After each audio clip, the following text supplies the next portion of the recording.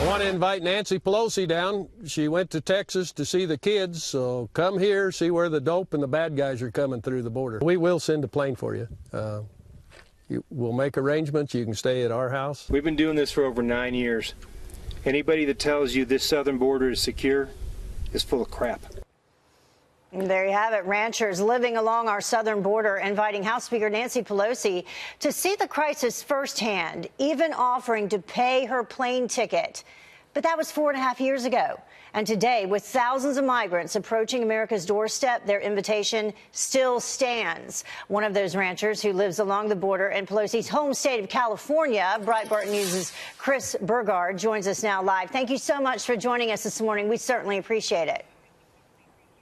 Yeah, thanks for having me, ma'am. It's so good to be here. So the offer still stands. You made this original invite 4.5 years ago. It should be noted that was during the Obama administration. So we had the problem then. We still have the problem now.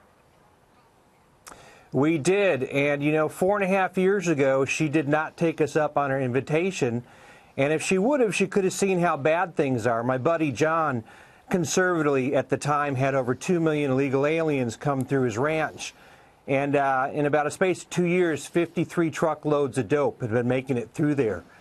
Now, with the improvements to the fence on his ranch and with coordination with the local sheriff's department and Task Force Sabre, he hasn't had a truckload of dope come through since last February. Mm-hmm. So if she went down there now, that would have to, she'd have to deal with facts, the fact that right here it's actually working. So you teamed up with these two other farmers. Where was Farmer John located? What area of the border?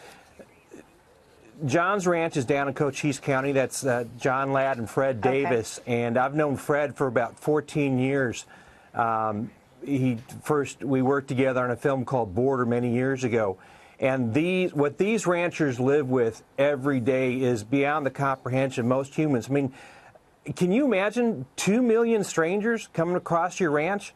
Try running a ranch operation when, you know, the trucks that are carrying the dope are breaking the fences, your cows are getting out.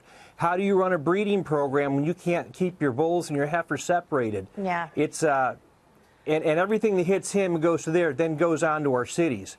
So it's not a good way to live. Yeah, the crime, the drugs, the human trafficking, it is mind-boggling. And then you hear Democrats say that this is, you know, a created crisis. This isn't actually happening. But then you talk to folks like you, and you know firsthand, you see it happening every single day.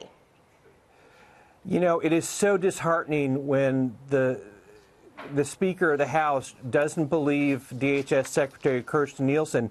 She doesn't believe her DHS facts. Well, right now, it's a fact that more people are dying in the United States from heroin and opioid overdoses than they are in car accidents. Well, this is where it's coming from.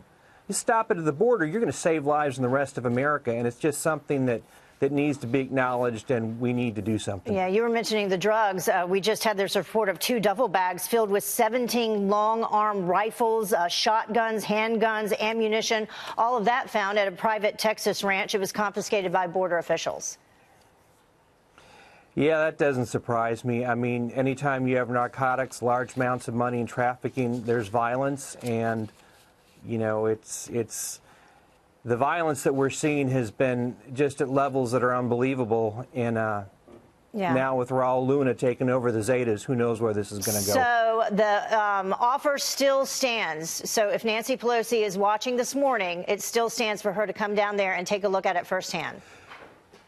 The offer still stands, and John says he'll even feed her, but she's going to have to eat meat because beef is what's for dinner. All right. Well, Chris, thank you so much for joining us this morning. We certainly do hope that she takes you up on her offer, though, because she needs to get down there and take a look at what's happening.